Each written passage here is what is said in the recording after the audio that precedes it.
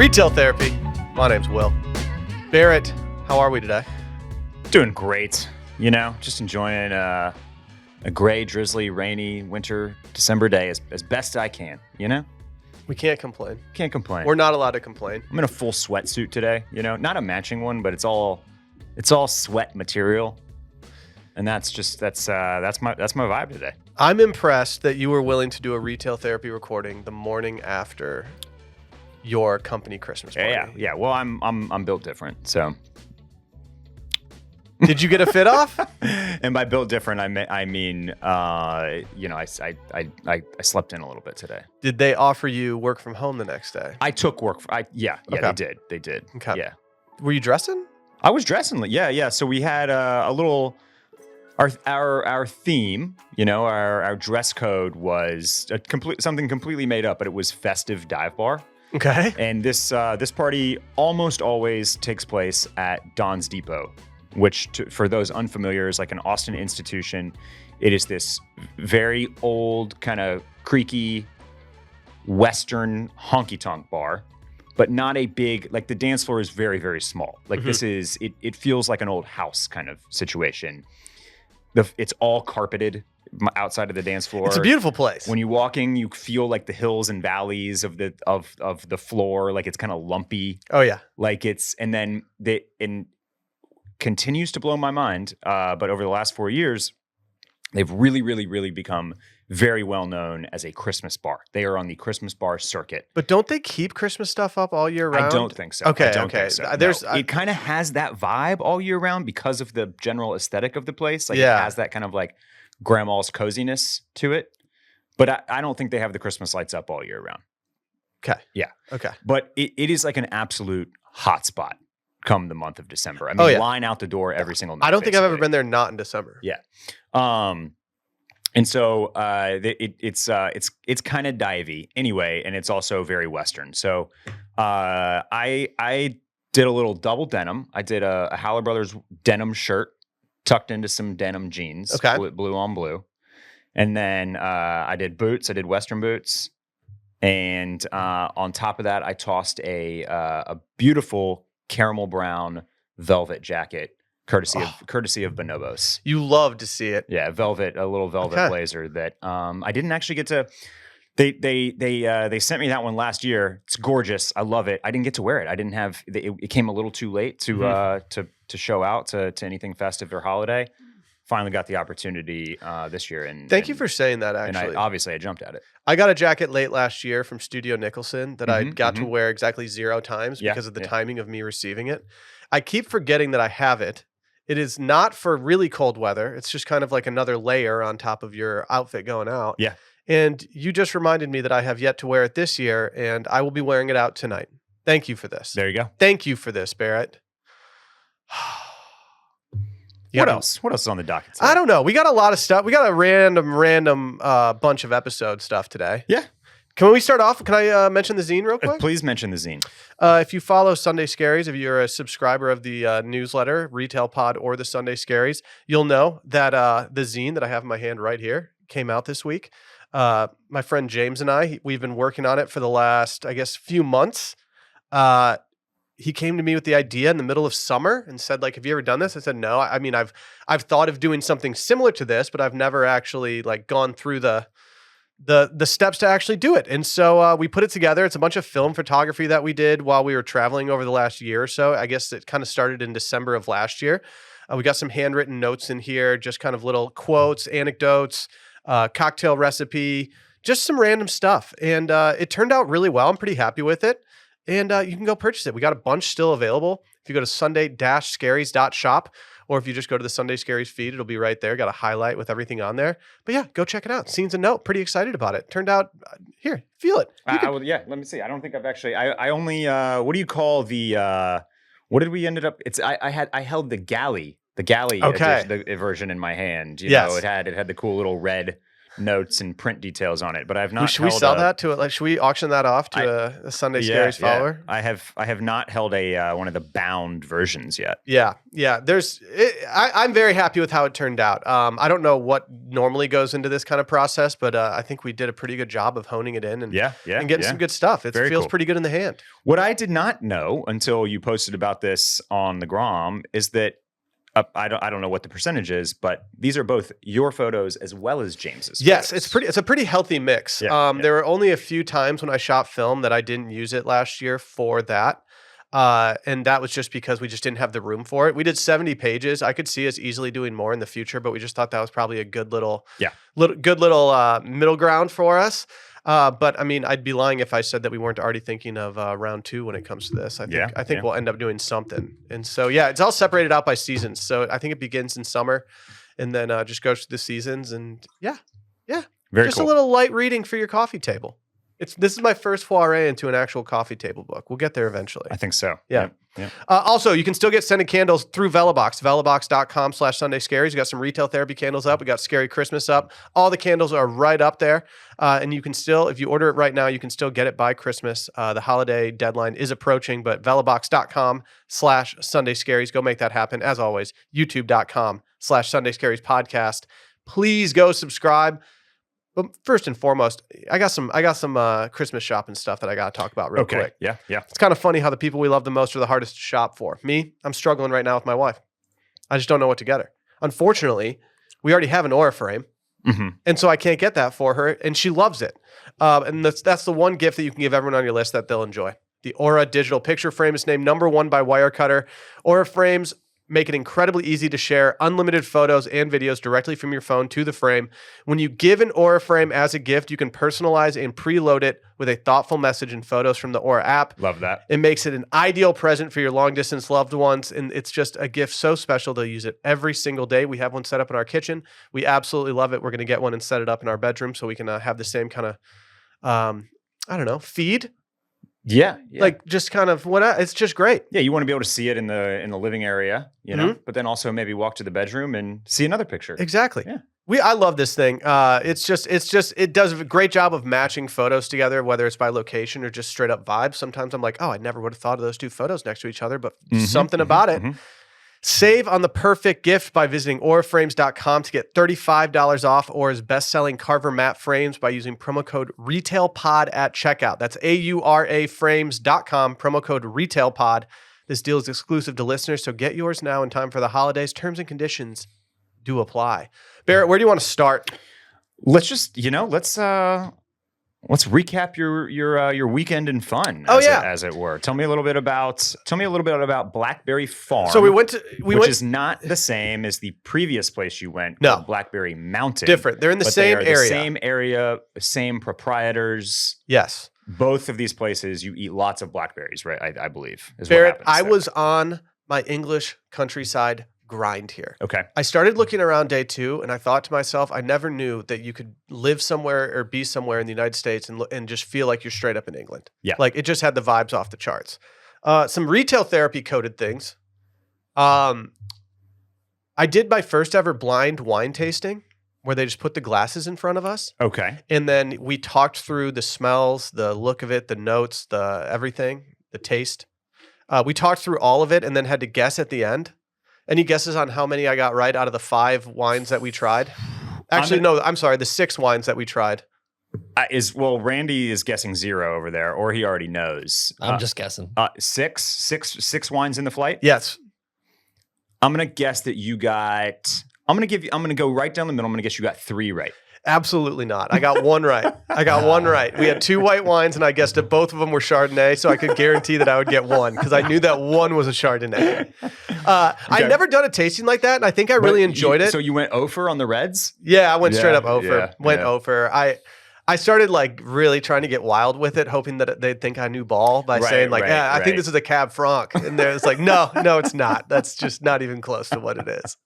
But like, you gotta start somewhere. You know? I think I prefer doing the blind tasting versus a normal tasting because you actually had to like hone in on. Yeah, you really have to to lock in. I mean, I don't think he actually cared how we Yeah. were doing on the guessing, but like, yeah, when the results came in, I was very unsurprised by how poorly I did. And then we did something you just absolutely do not need to do, but it was fun to do, which was a whiskey tasting. Yeah. We did it at dinner. You ever done an at dinner whiskey tasting? I can't say that I have. It really took control of the dinner. I think I said it on circling back, but like credit to Sally, she finished all of them and she enjoyed most of them. Yeah. She's not a whiskey drinker traditionally, Okay. so going 5 shots deep was not on her. I mean, yeah. The only thing that I can like think about and kind of relate to with that is that when we went to the Kentucky Derby last year, Yeah. and we went to which one did we do? Which tasting did we do? I'm blanking. I don't but want to can get find that it wrong. quickly. Was it Evan? Old Forester. Old Forester? Yep. Yeah. And we did that little bourbon tasting, and yeah, putting 5 tastes of bourbon on the lips, like you're gonna feel that. Yeah. You will feel that.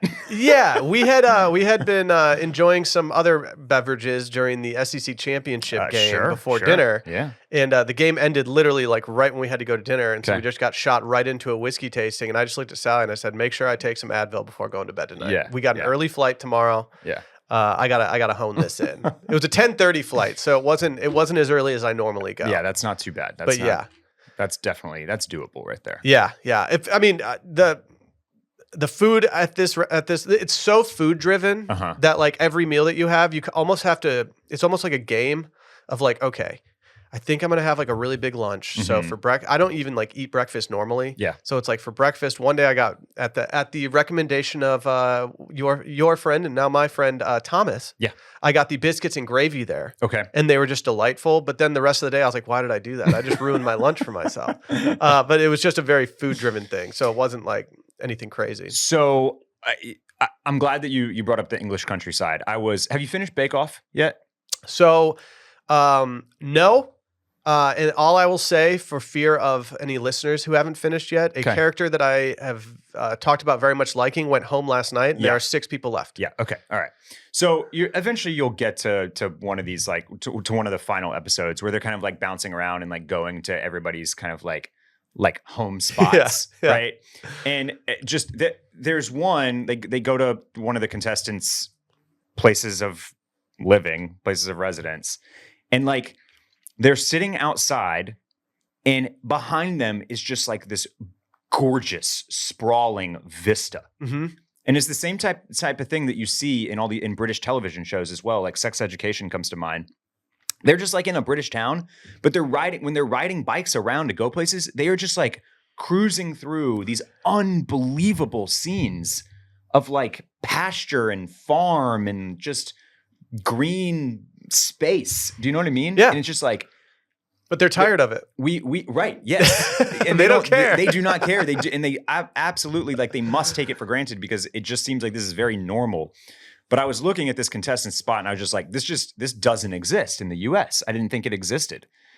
But it sounds like you've Well, you have to keep in mind, it's also one a of the resort. spots where you have found that you kind of get that look. Yeah, I mean, it's an entire resort property, and it's also surrounded by a bunch of like, I think government-run land too. And Okay. so, like, it really isn't just much out there. And so, I can't speak to the greater state of Tennessee, but even driving through Tennessee, we had to drive through a significant portion of it. Like, Yeah. it's a beautiful state. It's Yeah, such an underrated state Yeah, in that's- terms of the topography. Right.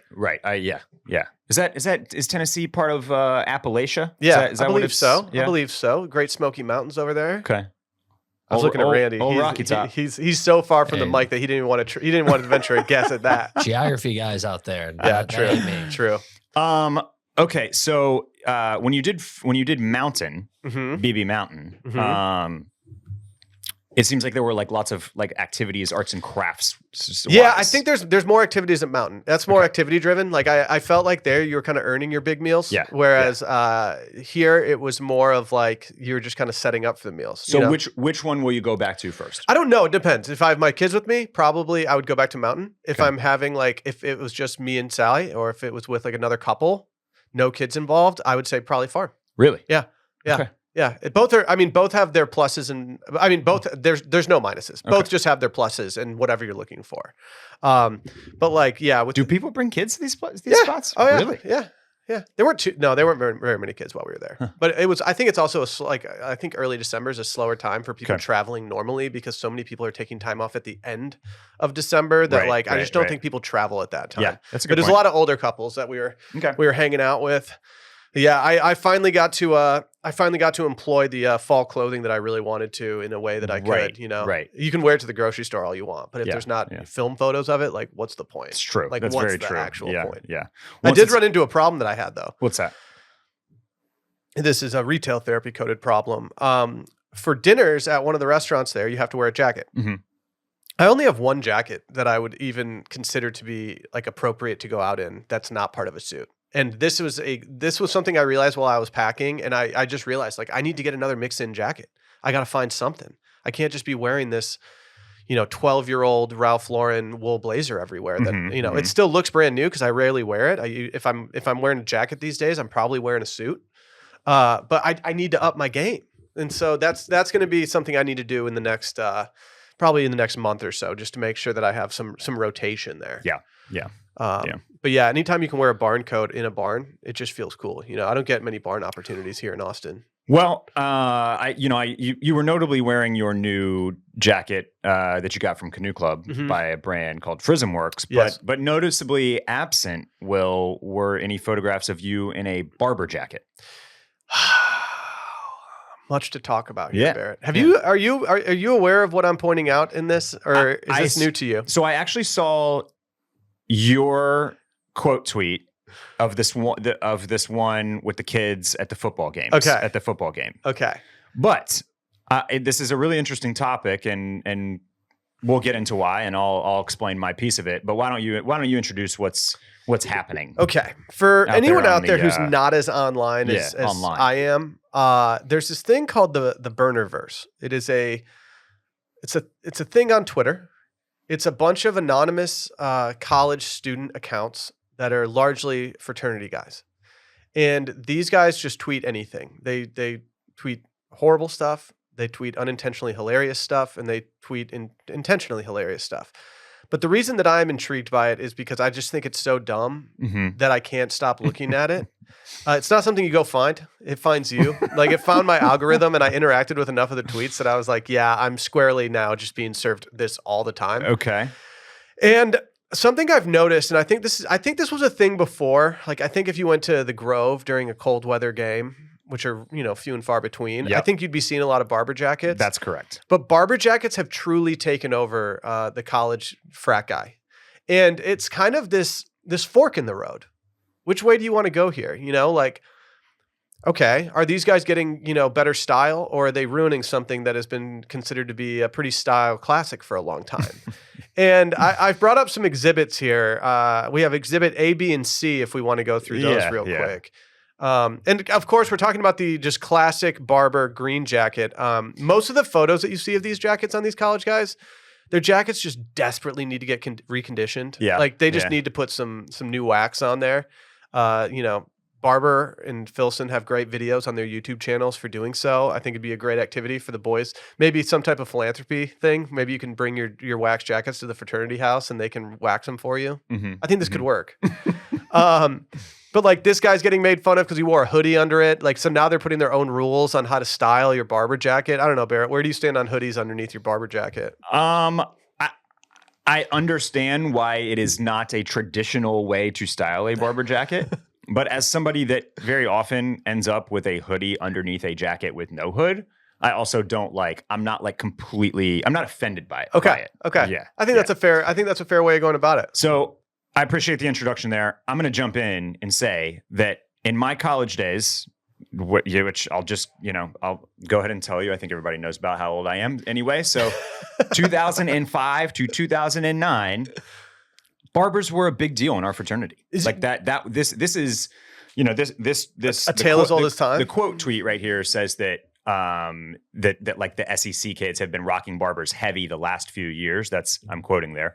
And maybe that's right, but guys in my fraternity were, especially the ones that considered themselves kind of like really into the fraternity style and what it meant to be like preppy and waspy and all of that. Like Barbour was like absolutely like an item to have. Yeah, I think it also plays better in Texas and is more likely to happen in Texas before it would happen in other states. That makes sense. There's like the ranch culture here, Right, which right. doesn't really exist in a lot of places. And this also mentions that like that one of the reasons why these are popular in the South and at some of the SEC schools is because like the Northerners that come down to these schools kind of brought that with them. Mm-hmm. And that part I do feel like is definitely a piece here. One of my friends, shouts to Ryan, that I remember being one of the first to like break out a Barbour jacket and have that as like a piece of the the uniform, was definitely he's from Houston basically, but like spent time in DC, did internships on the Hill, like was so he was kind of bringing a little bit of that back from him, I think from some of his East Coast journeys. Yeah. But yeah, okay. Let's should we go to Exhibit B? Let's go to Exhibit B. I like that you're laughing when you pull all these up. Exhibit B, we have a gentleman in 36-degree Fahrenheit weather wearing flip-flops and a Barbour jacket. Yeah. I think Derek Guy would have a whole thread about what footwear to wear with your English countryside stuff. Yeah, flip-flops probably not the choice here. I can say with confidence on this one that this I'm not into, but not because of the Barbour. Exhibit C is probably my favorite because I think this exemplifies the problem the best. Yeah. Exhibit C is where we see. And this is the one that you quote tweeted and that I saw on. Yeah, on X. This is when the group thought comes in and you go to something and every single person's wearing the exact same thing. I think right now the female version of this is jeans and a black top. Yeah, I've been seeing those where it's like groups of young girls all in the same like baggy light denim with all, like one of two shoe choices and some type of tighter black top. Yes. Yeah. There was a photo that went viral. I don't know what university it was from, but it was like a street corner. Yes. And I don't know if there was one single person on that street corner not wearing that. Yeah. I mean, I get it. Like the whole fraternity culture, it trends so elitist or like elitist inspiring aspiring in certain ways of like, oh, like I'm a frat guy. I want to dress like I'm already a dad. Like there's always been that. And so the Barbour jacket falling into that makes a ton of sense. Yep. Yeah. I just don't want now, but like, I think I'm old enough being, 37, 38 in a month. I think no one's going to mistake me for being a college kid just wearing a Barbour jacket. Yeah. Look, one of the pros or cons, depending on how you want to look at it, of fraternity culture is like a massive piece of it is conformity. Yeah. Right. Like that is a piece of the puzzle, to be sure. And I think I've talked about this look that we used to do that I look back on with the same laughter that I have while pulling up some of these these tweets with the Barbour images. But when we were like sophomores and we were emulating the guys that were a year or two older than us, but when we would be going to 6th Street downtown and we were all using fake IDs. And like I don't know if we were trying to look older or what, but like the look that we would all do is bleach wash Wranglers. Yep. With like a Brooks Brothers button down tucked in a navy blazer with boots. And so it's just wild. We were just walking around Dirty Sixth looking like these guys, except for in navy blazers and light wash Wranglers and boots. But it's like, I guess at least we didn't all have the exact same brand and style, like blazer. Like there was a little bit of like, there was some difference there, some variation. Yeah, you had different color plaids on your Brooks Brothers polos. Right, and the blazers were not all from, I mean, most of them were from the Brooks Brothers or the Polo Ralph Lauren outlet. Let's be real. But there was some variation. This, when everybody is in the exact same color of the exact same jacket, like no difference, then it's really, it's a little, it's weird. It gets a little weird. I did pack my wax jacket. Mine's Filson, so I've zagged somewhat, even though it looks exactly like a Barbour. But I did pack it. I just never really wore it. The times when I would have worn it would have been like later at night, like to dinner or something. But because I was already wearing a jacket, I wasn't going to throw a Barbour over that. Yeah. It was one of the only things I didn't wear the entire trip. But I packed it because I wanted to wear it. It's been a long time. But now I would say that I'd be lying if I said I wasn't a little hesitant to just deploy it at will these days. Yeah, I don't know. I'm not letting the college fraternity kid conformity ruin these for me. You know, it for some reason, like the boat shoes forever ruined for me. Like, Yeah, I get it. I just will never go back. I get it. But the barber, I feel like there's always a hot fraternity guy item to like get. Yeah. Like no matter what when you went to college, there was something that like was worn by everybody. It could have been a hat. It could have been like some style of hat that you just got from the bookstore. Like, but there was always something that you could just look at it and say, that guy's in a fraternity. Right. It's so funny because it was Sperry's when I went there, and that is because of you guys. TFM, like. Yeah. I think because also like the original, like the intended look of a barber is that countryside British, like hunt, you know, sportsman kind of look, which I like that overall look. When I think of like the intended Sperry topsider look, that's less of what that's less of what I like. Well, what's you know an what I issue mean? too is that everyone, like when you think of them, you don't think of like the all leather topsiders. Like you think of the ones with like the sporty material, like the mesh and like the stuff like that. Yeah, and like the gold cups. those and that really type of thing. don't play. Yeah. Like yeah. I feel like in order for it to actually work, you can't have those ones. You have to have the ones that are just all leather that like you're not like, if you have the other ones, that assumes that you're going out on a boat, like that you need the performance out of them. No, you're just trying to wear them as a driving mock like replacement. Yeah. Also keeping the barber alive is really cool collaborations like the one that Noah did. And I wanted to show these off. These are from Noah again, but exclusively for Dover Street Market, London. Mm-hmm. And they did these reloved, reworked barber jackets that are all like patched up with mixed materials, and I'm sure that these sold out even faster than the Noah than the fully fledged Noah collaboration from last month. But these were super sick as well. I can't believe I'm asking this in 2024. Did Noah have the strongest jacket game of fall winter 24? I mean, they for me they certainly had like the signature piece. Yeah, hardest to get. Yeah, first and foremost on all fronts, but like between this and the collabs that they were doing, just that they sold straight through their site, like, I mean, very, very cool takes on classic jackets that you're not going to get literally anywhere else. Yeah. They also had, just to shout out Noah, like they had a wool Donegal crew neck sweater in like a gray and a pink that I really, really wanted and was just kind of like biding my time for, that both colors have now also sold out. So they're getting the sauce back. Maybe Noah has a little bit of the sauce back. Yeah. Is Jeremy Allen White a baby girl? Is he certified platinum? He's not. Should he be? I don't think so. We don't even have him on the watch list. Well, he's not even on the watch list, right? He's not even on the watch list. I'm surprised he's not on the watch list. Because he does baby girl things. He does, but I think he's too grungy. Yeah. I get it. It's much in the way that like Glenn Powell is like too hunky. He's actually grungy and not playing. He's not like cosplaying grungy like Lordy will do every once in a while. And Butler, yes. There you go, Randy. Bring that gong, baby. So here we have him in a long, like almost a trench of barber jackets. Yeah. And I couldn't help but notice that there's something off. Something's off here, yeah. The proportions of this jacket with the kind of slimmer fitting denim straight into the boots, it's just, there's something about it that's just not resonating with me. And so had he been baby girl, that would not have been enough to knock him off the list, but it would have been a little glaring something in his resume. Is this enough to keep him off the watch list? I don't know. Jeremy Allen White, he's not on the watch list for me. Oh, okay. I don't have Glenn Powell on the watch list either. Nope. And everybody loves Glenn Powell. No.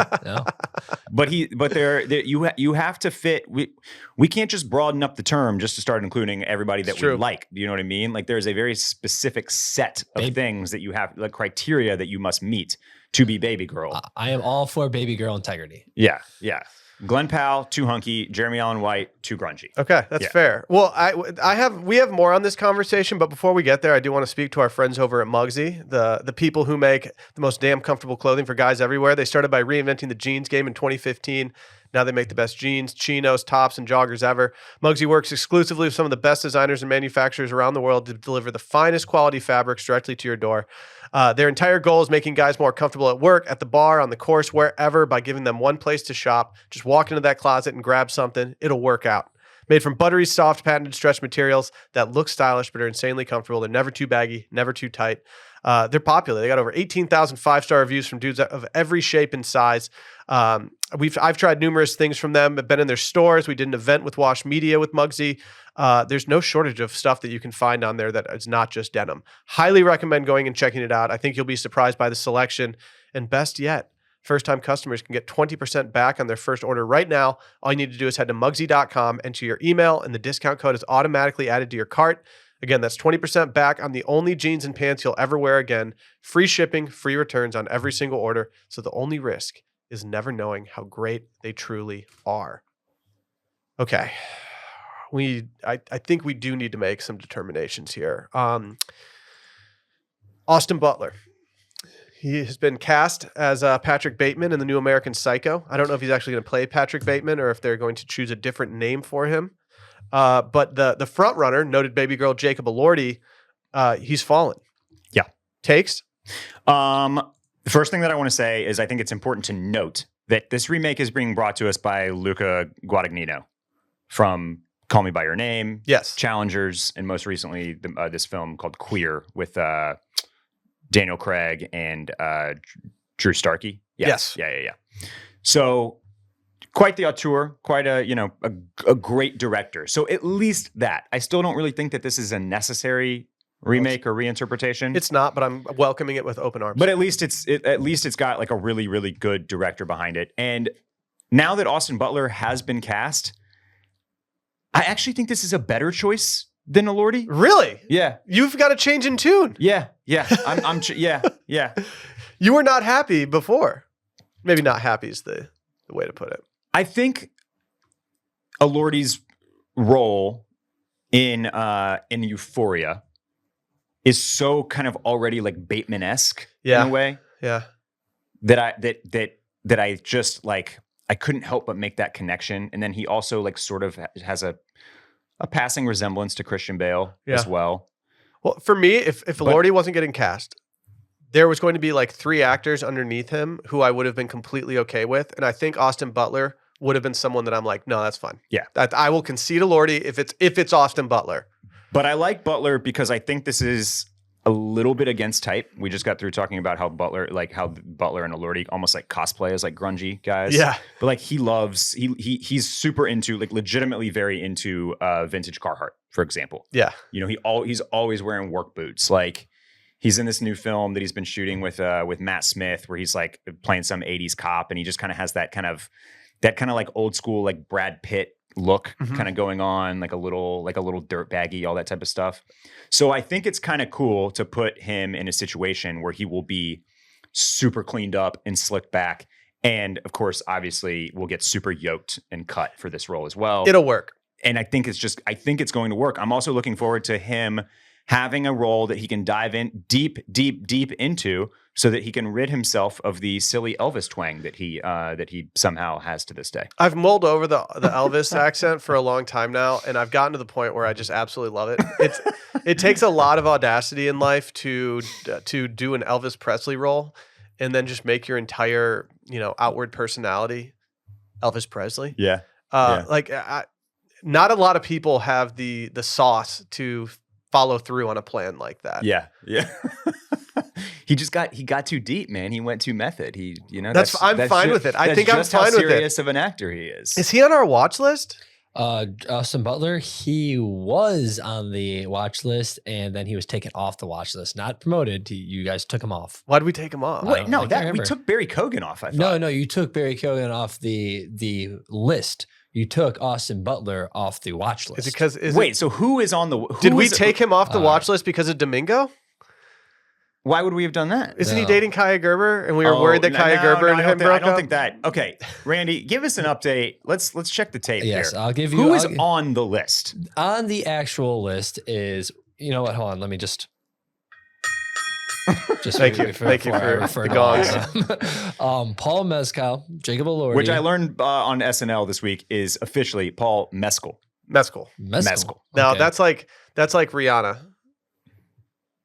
Like people used to say like Rihanna. Like, no, is it her? She says, I believe that it's Rihanna. Yeah. Yeah. But no one cares. No one cares. Kamala. All right. Paul Mescal, Jacob Elordi, Pedro Pascal, Timothy Chalamet, and Andrew Scott. Those are the ones that are on the actual watch list. No, on the actual list. On the watch list is Andrew Garfield, Marcelo Hernandez, Drew Starkey, Will Poulter, and Adam Brody. I mean, getting the American Psycho nod really does a lot for Austin Butler's chances to get anointed in 2025. I think our question on Austin Butler was, is he beloved enough by the vast majority of the internet? Fair. I think that was the question. Okay.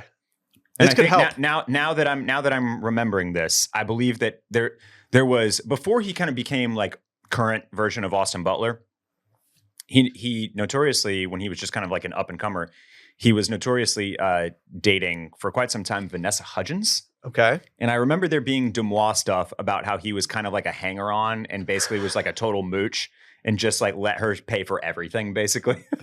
I saw someone say recently that they saw Benny Blanco having Selena Gomez pay for something for him. And they were just like, you can't do that. So, I mean, we can add him back. We can add him back onto the Put him on the watch list. Put him on the watch list, please. Yeah, because Yeah. he's very close to getting anointed by me. Yeah. Timothy Chalamet really showed how, oh my God, how baby girl he is. Cemented the status. Crazy. I mean, that the performance on game day, maybe his best ever. It was unbelievable. I feel if he wins the Oscar next February for A Complete Unknown, I'm giving like 25% of the credit to his performance on game day. I get it. He Right? made so many fans for himself. People wanted it to go badly so much, and it just did the opposite. Yeah. It was also like I have never seen people waiting, like just people were waiting for him to make the game day picks. Like normally it's just like whatever. It was a brilliant piece of like the campaign trail, because I was like, what? Why is this a part of A Complete Unknown campaign trail? Yeah. Or press tour? It didn't make much sense to me, but it absolutely worked. I mean, like that was, they crafted and set him up for a viral moment, and he absolutely crushed it. Yeah. Knocked it out of the park. He did. He understood the assignment in the most like definitive of terms. And I mean, came on rocking just an absolutely sick, like unreleased Spring 25 Martine Rose puffer that like, He was on fire, Barrett. He's on fire. Yeah. Like he's baby girl. It's a beautiful thing. Yeah. Can we do some shopping real quick? Let's do some shopping. Okay. I didn't tell my friend that I'm doing this, but I got a text message this morning that was to me and my wife, Sally. And she said, I need some wellies. Or for those not trained in the British country culture core, just rubber boots. Galoshes, yeah. Like just your classic rainy day boots. And she said she asked us because we're Anglophiles, and while I don't like defining myself as that, I don't hate that I was the first place that she went to. Mm-hmm. And it started sending me down this entire, like, I was like, oh, I could talk to you all day about this. Like, what's the situation you're going to be in? Like, are you going to actually wear these for function or fashion? How are we going to go about this? And when I started Googling, I was just like, there are so many different places to start. I mean, where does your brain go anywhere if someone asks you for a welly boot recommendation? Yes. I have a hard time imagining going anywhere else besides Hunter for your first pair of wellies. I get it. Like that. And if you want like the Anglophile pick, I think that's the one. I think it's like if someone asks you for a wax jacket recommendation, it's like, we'll just go with the classic Barbour. Right. Like, isn't that so? That's where I would at least start the search. Is I'd go to Hunter boots. Yes. Are you familiar with Tree Torn? Trey Torn. Yep. I think that they are a very good understated competitor that will not make you look. I think the hesitation for some people with Hunters is looking basic because they were the basic girl boot for a while. It was like probably 7 years ago when like the Han Solo fall thing was happening, where all these girls were wearing like essentially tall Han Solo boots, jeans, and then like a English countryside jacket. Right. And so like I think that the Trey Torn boots are just like kind of more minimal without the big like Hunter logo across the front. Okay. Yeah. Do I have the right link pulled up here? Yeah. Yeah. Oh yeah. Yeah, this is a nice looking boot as well, and I mean that you're not really saving any money here with these versus the Hunters. But if you want something a little more understated, and which I completely get. Sometimes you want to be a little different, right? You don't want to just get the absolute most basic everybody has these choice. I think some people are just coded that way. Yeah. It's like, no, I want to find a twist on this. Right. So that's a nice selection. My very first welly search, it also, I would note, turned up Blundstones. Yes. And I feel like that's like for me personally, I like that option because I don't necessarily want just a rain boot. Does that right? Yeah.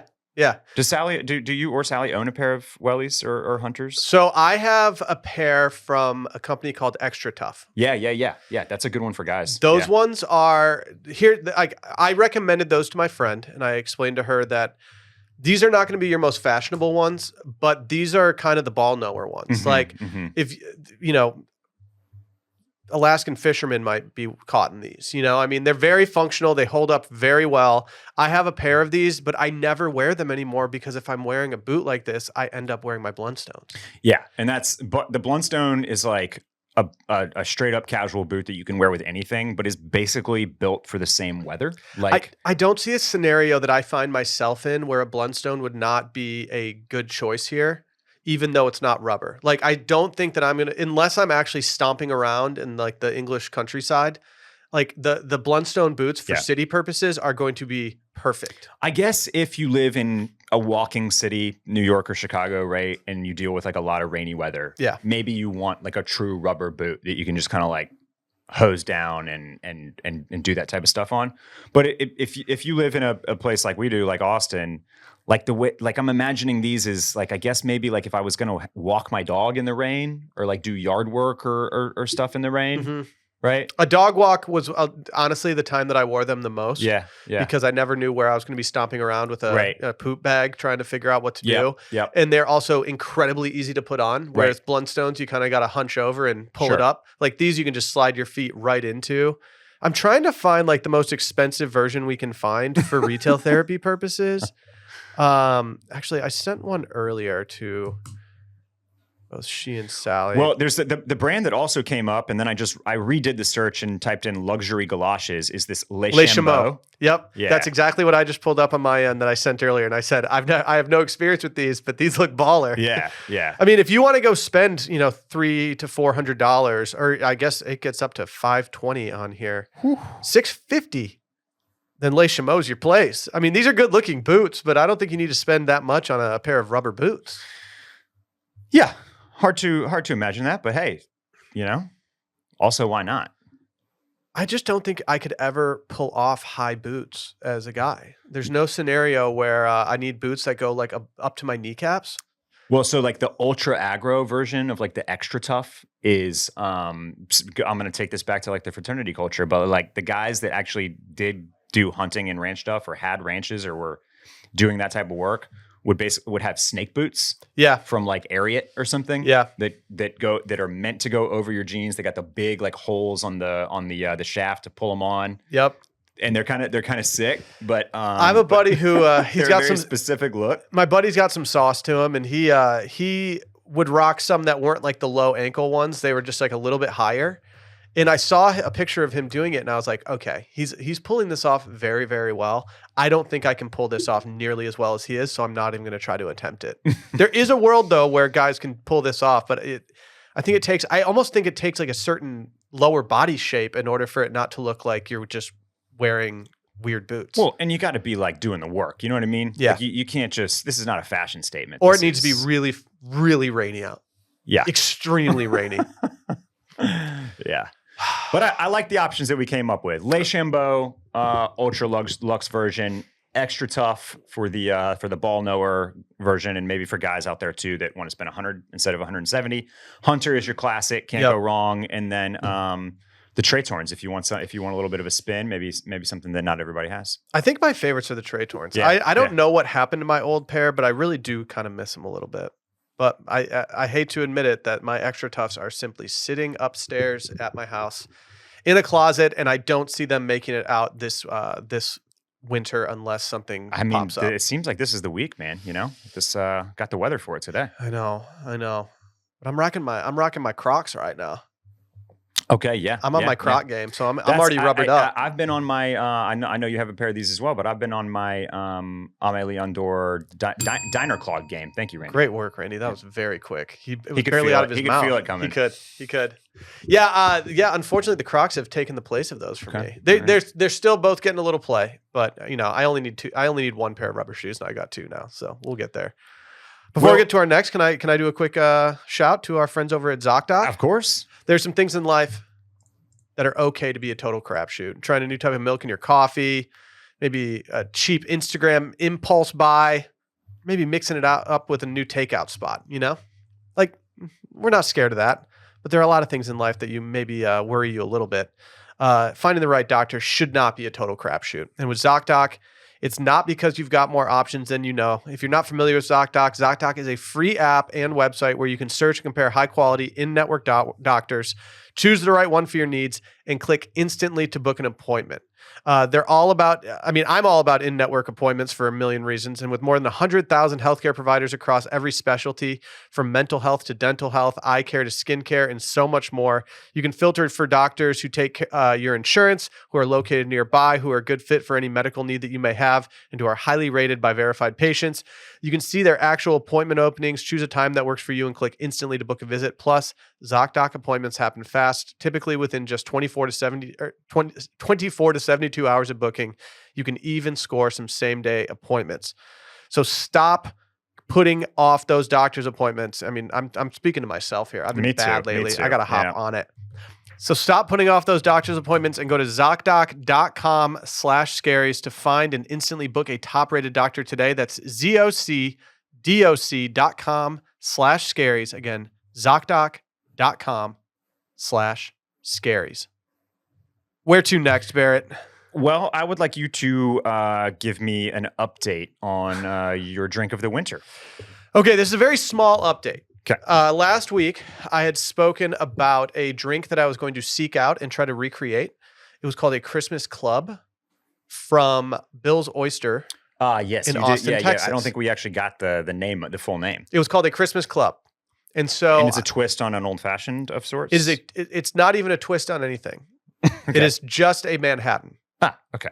So when I had this, though, the difference is that when I had it, it was served on the rocks and not up.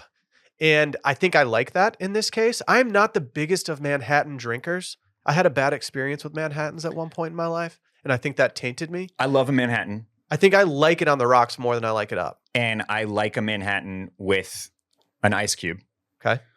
But I also, when I was, at one point in my life, I was like, Manhattan was kind of like my go-to, like, classy bar order. Mm-hmm.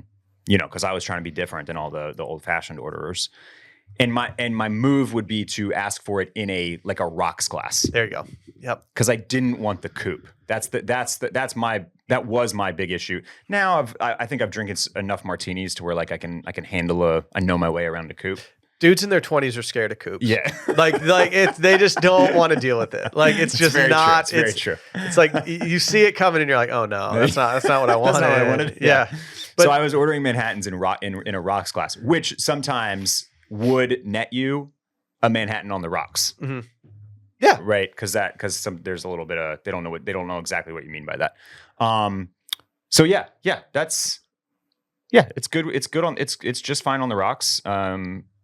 Even better if you want the ice, if you want the coldness like that. I've been utilizing my square ice cube molds in the freezer this year. I need to actually utilize that. Yeah. Are you familiar with pistachio martinis? I'm not, but I love pistachio. This actually, you have my attention. So this is like a Boston drink. Okay. It was recently written up by the New York Times, and I'm not familiar. I have only been to Boston once. I barely spent any time there. Kind of left town right when we got in. And this says, in Boston's North End, the pistachio martini is a common menu item made with pistachio liqueur and vanilla vodka, and then garnished with chopped pistachios. I would have one of these. This is something that around the holiday season, I would absolutely try. And the New York Times, they just did a write-up on it, which means they're obviously going to have a recipe for it as well. And I think this is something I would very much like to try. It says that it's a 1/4 cup of shelled pistachios, 3 tablespoons honey or agave syrup, ice, 1.5 ounces of pistachio cream liqueur, such as something I can't pronounce, vanilla vodka, Benedictine or green chartreuse, 1/2 ounce of heavy cream, and a small scoop of pistachio gelato, which is optional. Okay. You can float this thing. Huh. But I would try this. So this is getting into dessert territory with the if you're doing the gelato floater. If you're doing that, then you're really playing with fire. I mean, I had a very good eggnog the other day that's really going to make it difficult for me to enjoy eggnogs in the future. Okay, tell me about that. Was this at Blackberry? Yes. Yeah. So on the dinner menu, they had I actually had two. I had one during the SEC championship game. I was trying to rally the troops a little bit, and try to mix it up. I was drinking some beers, and I said, you know what, we need something else in the mix. We got to change the vibe in this room. Let's go get some eggnogs from the dining room and bring them back over to the couch, and let's just enjoy these. I think it was just bourbon and eggnog. I asked the bartender, but probably all house made. You know, they're. I spoke with the bartender and I got raised the chickens, exactly, they got the eggs, exactly, they cracked the eggs, they're making their own nog, like the whole thing, right? Well, when I asked, I was like, "So, is there any way that you'd let me record you making one of these? Because it was so good. It was the best I've ever had." And he was like, "Well." He's like, it takes forever to make. He's like, making the eggnog takes a really long time. It's like, he's like, it's a whole process. And I was just like, okay, I can take that answer and whatever. But I did have one of the bartenders there make some other cocktails that I'm going to put up on they're very wintry cocktails that I'm going to put up on the retail therapy feed. Okay.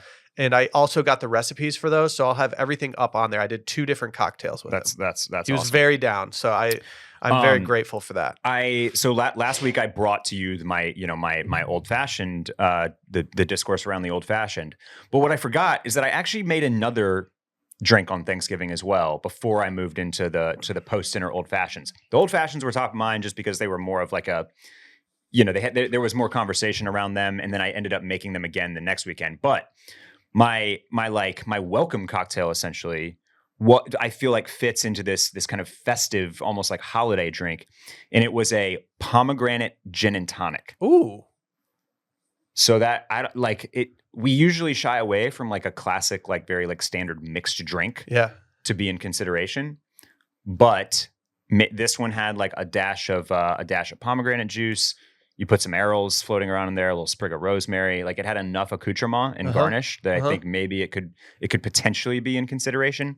I think gin and tonics are going to have a big spring. My switch up was that I just used regular soda instead of tonic because like I don't need all that sugar. But yeah, I've always and the hesitated. Pomegranate lends that little bit of that sweetness anyway. So I think when I was at my heaviest in life, I had a very unhealthy diet, and I was also drinking a ton of gin and tonics.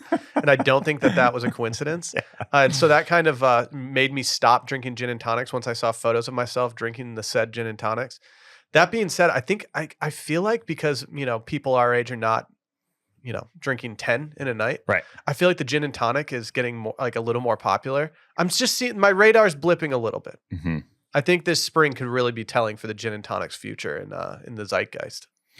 I'm not opposed to them. There was an article recently that got like pushed to my phone from Apple News, so I don't remember the source. I think it might have been the Times and the New York Times, and it was basically like the new style of drinking that's even worse than binge drinking. I didn't click because I didn't want to give them the click for that. What is it? It was like it's called high intensity drinking, and it's when you have like 10 drinks instead of 5 drinks.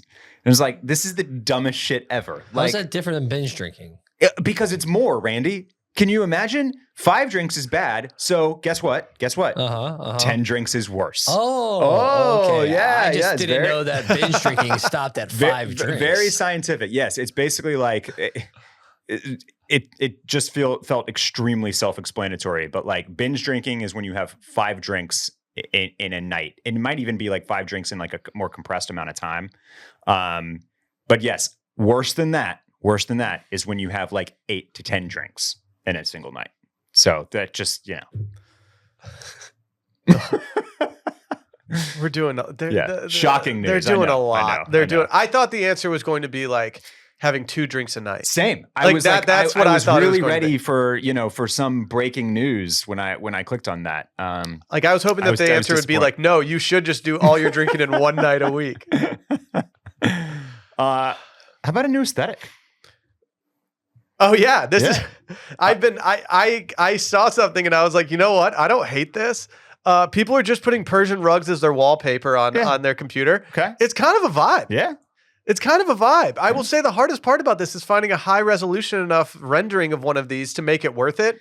The one that I included from this tweet is simply too low res that if you're doing this, it's just a brutal situation. Well, this is also getting to the point, maybe even if it's high res, but especially when it's kind of like medium to low, like here, this just it's like looking at one of those eye illusion things. It is the This What are those? stereogram? no. What are those called? You know what I'm talking about. Oh my gosh. The ones that you just stared at the books. Yeah. The illusions. Right, Like you just stare at it took me years to figure out how to do it. And then once I learned how to do it, I just ran back to every book that I had and was like, I can do this now. Yeah, stereogram. No. But we're talking about something else. I think you're too young for this, Randy. You're talking about these. Yeah, but there was a book. Auto stereogram. But Yeah. wasn't there a book that people referred to these by that weren't stereograms? I feel yes. Like there was a different way to. It had a red.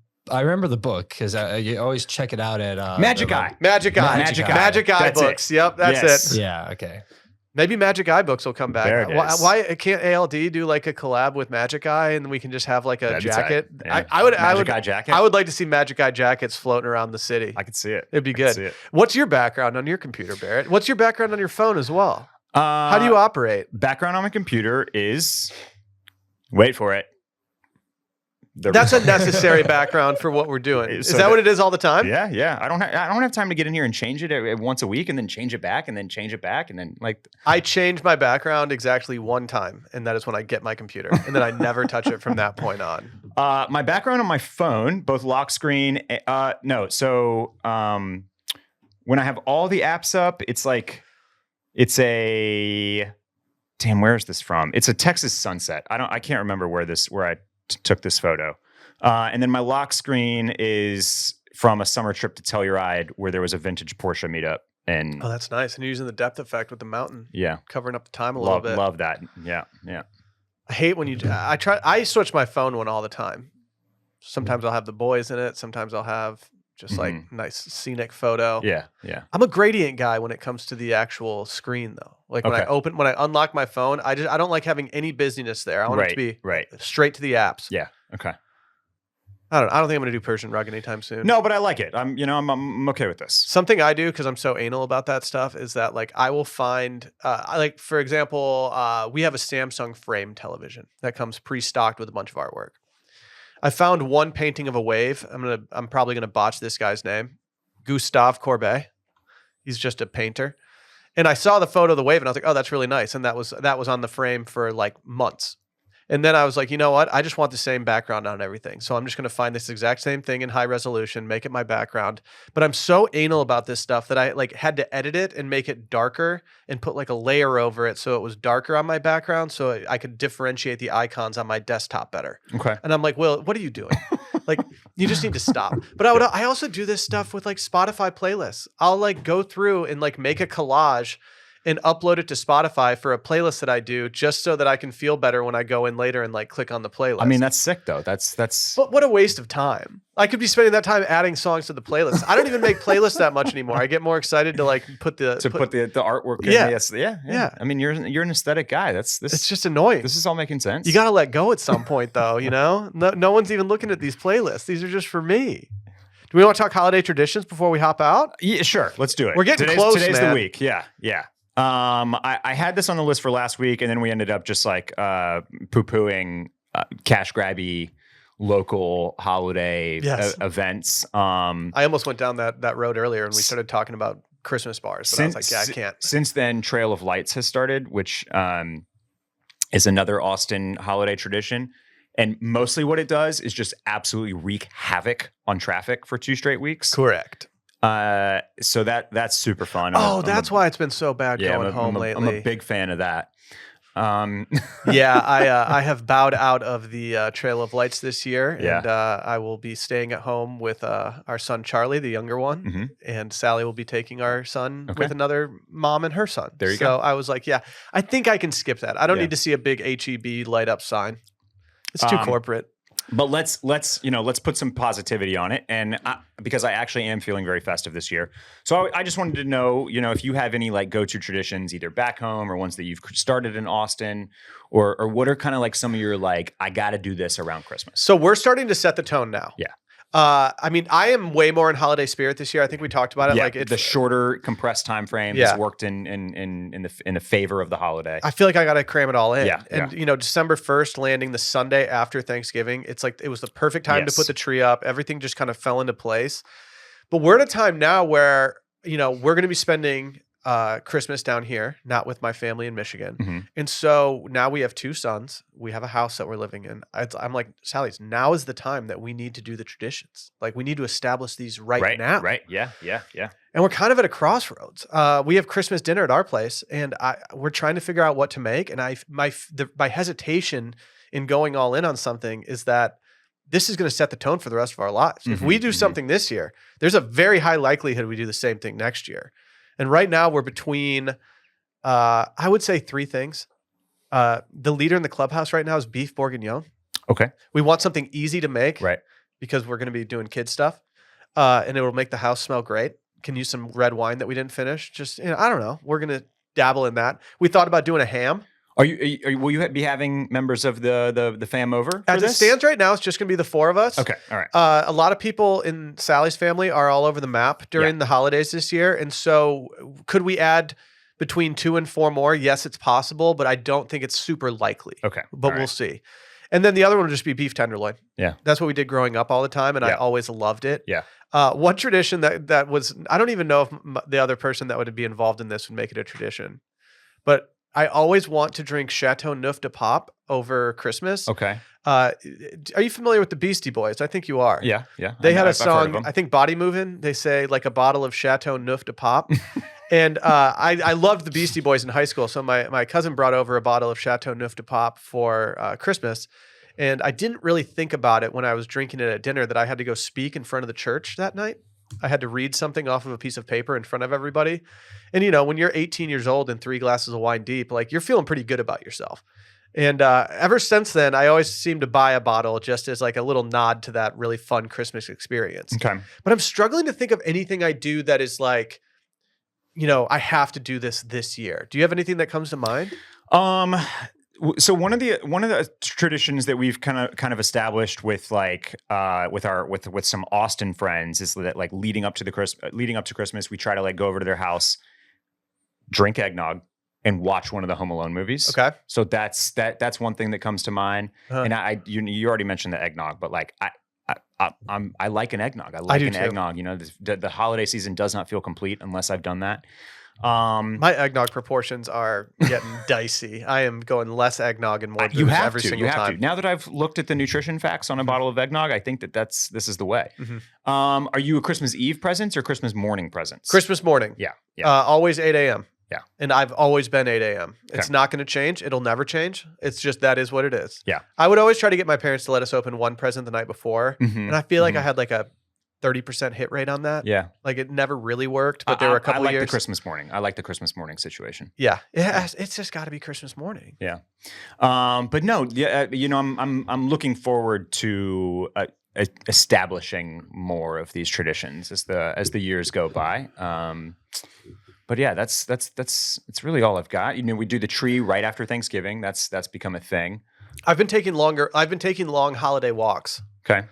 I really do this on Thanksgiving more, probably because I'm not running any turkey trots, but I enjoy just being like, okay, it's a holiday. I don't need to be doing anything. I'm just going to get out and take a really long walk with my dog, but I need to be better about this. I haven't been doing it as much as I was doing it before we had kids. Yeah. Do you have the house decorated at all? We've got we replaced our old tree, but didn't want to get rid of the old tree. And so now we're a double tree household. We've decorated the outside of the house. We've got lights on the house itself, and then we've wrapped one of the trees in our yard. Okay. We're on a pretty heavily trafficked road. Yeah. And we just decided, you kind of want to pop. You got to show out. Yeah, you want people to drive by and be like, right. oh, wow, they wrapped that tree. And I'm happy with it. It's unfortunately, we wrapped the one right outside of our bedroom. And so it's really bright in our bedroom, like until 11 p.m. when it finally turns off. But it's just hilariously bright. It's like, we do not need this much. But like our tree is very it's very like traditional. Inside, are you doing like any garland or wreath stuff? Like, Well- do you and Sally have any type of like Camille Styles aesthetic Christmas happening in your house? I have and a how would you fake describe it? garland that I love. Okay. Unfortunately, whenever I put it up, our 3-year-old rips it down. And so it's going to have to wait a little bit. And so like any other like accoutrements that you would have are kind of on the back burner until we have children that are responsible enough to let us have it up. Yeah. Yeah. I wish we were better about it, but it's just kind of difficult to decorate when, you know, when you're dealing with that. Well, Laura's having like a real hard time like deciding what her aesthetic is for the Christmas, like the interior Christmas. Yeah. Yeah. And I'm at a loss for how to help, but like we were unpacking some of the decor that we have, and she just like decided like this year, like, nah, no nutcrackers. We didn't put the nutcrackers out. It didn't fit the flow. So like what we need, I don't know. We need a little bit of guidance on how to get better at like the inside decoration. My mother-in-law gives us something Spode Christmas every year. Yeah. And so we're slowly building a collection of just like Spode Christmas, but I don't feel like we have enough now that we can put some out. It's just gonna be like, oh, you just have this random bowl. And so we really need to up our game there. Yeah. But now that I've seen that Spode has a Springer Spaniel line of things, I'm like, wait, can we just pivot away from the Christmas and just go full like dog? But I don't think that's gonna work. This year, in terms of things that I need to do around the house this year for Christmas, number one on my list is I need to buy a nice bottle of bourbon. Okay. And a cheap bottle of bourbon that I can use for my nog. Yeah. I need to get my nog in. I have not done any at-home nog yet. I was gonna buy nog at the grocery store, but all the good nog was gonna expire December 18th, and I was like, that doesn't make any sense. Gotta wait. I gotta wait a that little out. bit. Yeah. What's your tree skirt situation? Because this has been a very we hot topic lately. We do a tree basket. Oh, It's okay. It goes around the base of the tree. I'm good with and that. It's like a wicker kind of basket look. Okay. Yeah. I'm good with that. Yeah. Sally sent me a couple of tree skirts the other night. I thumbs down both of them. Yeah. And so she was like, all right, well, now it's on you. And so Love that. Savage. I was holding the baby in one hand, checking the text with the other, and I didn't have time to type. I can't reach across my new iPhone Plus with my thumb. I don't have the thumb game to get over there. Plus? Yeah, like I regret it. I regret it. It's been normalized to me now. So if I go back to the small one, it's gonna just feel too small, and I fear I'm a plus person for the rest of my life, and Wow. I hate it. And we just went basic, but that was like the biggest decision we've had to make this year in terms of what we're doing. It's been hard. Okay. It's been hard out here. We also, our final tradition that I'll say is that we give each other one ornament a year. Sally will buy other ornaments and do whatever, Yeah. but we give one to each other once a year. And I think we're actually going to do that exchange tonight because the one that I got her arrives I like today. it. I like that. Do we have wish list items? Sure. I'll start us off. I feel like I do this every couple years because I never actually like fully spend on like a puffer, on like a true padded insulated jacket. And so I buy one. Most recently, a few years ago, I got one from Abercrombie. I'm over that one now. I don't like that one anymore. I don't know why. And now I've pinpointed another cheap one. Are you familiar with this brand Goo? No. GU? No. This is apparently a sister brand to Uniqlo. I have no idea what's different about it, Will. No idea. I do not know how this differs from Uniqlo, but it's different. They have completely different product. The price point seems to be about the same. I guess it's maybe a little lower, but I just really like the shape and color and look of this padded jacket. I don't see any issues here. Seems like it fits really well. Comes in a bunch of cool colors, and for $60, like why would I not give this a shot? Take a flyer. This has been one of my many tabs opened for quite some time now. I'm probably waiting until after Christmas to see if maybe I can get this for $45 instead of $60. Yeah, I don't hate that move. Yeah. I don't hate that. Yeah, I'm not buying anything for myself these days. But Goo, shouts to Goo. If you're not familiar, you should go poke around on goo-global.com. And if anybody knows how this differs from Uniqlo, I'd love to hear your take. Are they associated with Goo Punch from My Brother and Me on Nickelodeon from back in the day? I don't think so. Is that a reference that only me in this room gets? I think so. Randy's too young. If you weren't a My Brother and Me guy, okay, yeah, we can move on. Move on. What do you got? 18 East. A lot's been made about them lately because they've got some sweaters that have come out that have looked great. I'm not going sweater though. I need to up my cozy game. I'm uninspired when I've been checking out my sweatshirt collection lately. Sad. And so I've put an 18 East crew neck on here. That's really just a baggy sweatshirt. I just like it for some reason. I think I like that there is a you can cinch it at the bottom. Yeah. I think that kind of what I've realized about myself lately is that your boy loves cinching, Okay. and I like the option to cinch. Yeah, big cincher. Sometimes you can if I'm wearing pants that are a little more slim fit, I'm cinching. If I'm wearing pants that are a little baggier, then I'm letting it just roll. Okay. I'm just free balling it. But I just thought this was kind of a cool take on it. I don't really have much on it outside of I like it. It's pretty expensive, $174 for a sweatshirt. It's kind of tough to stomach. Well, but it does have the cinch. It has a cinch though, Right, You yeah, know, yeah. and so if you're cinching, you're profiting. Yeah. I don't think I'm actually going to get this, but I'm going to put it on here and maybe think about it. Their recent drops, maybe the last one or two, which have been part of like their quote unquote winter collection, have looked really, really good. I had some very disappointing experiences with 18 East. The first several items that I bought from them in their first like 2.5 years of existence, I just felt were really lackluster. They looked great in the product images. They said all the right things, and then you'd get them in hand, and you'd be like, I don't know. Yeah. You know? Yeah, And I so get it. I've kind of like I shelved them for a while. But that's the last time I bought something from them was probably 2.5 years ago. So like I feel like, maybe they've ironed out some kinks, maybe they've figured out production a little bit better. Well, let you know if I get this. Their stuff continues to look really, really good. People are very big fans of their knitwear right now. Yeah. In addition to that, like I think a similar brand that people are into when it comes to that knitwear is like Corridor. Yeah. People are just really liking both of those, and I think it's justified. But I can't speak to the quality. I've never ordered anything. I can speak to the quality of Corridor. Everything I've seen from them has been great. But yeah, 18 East, I'm not really familiar with, other than just like creeping around on menswear stuff online. They had some really nice looking kind of winter puffy jackets too. Yeah, there's this one. It's called the Trax quilted jacket. It's a really cool. It's on that first page that we were looking at. Let me see. Go down. Keep going. I think it's further down the page. We'll get there. Yeah. We'll get there. Keep going. Keep going. Yeah, no, go up. That one right there that you're hovering over. Ooh, like yeah. that's just kind of a cool jacket. Yeah. It's not that goo pricing. It is not. If that's goo pricing, I'm going on this like immediately. But yeah. That's kind of cool. That is a cool look. Yeah. Yeah. All right. Well, we will be back next week. We do have a special guest for next week's episode. I'm looking forward to that. Yeah, it should be a pretty free episode. We don't really have to have much to worry about next week ahead of the holidays. So we're looking forward to it. I guess we'll see you guys then. Bye-bye.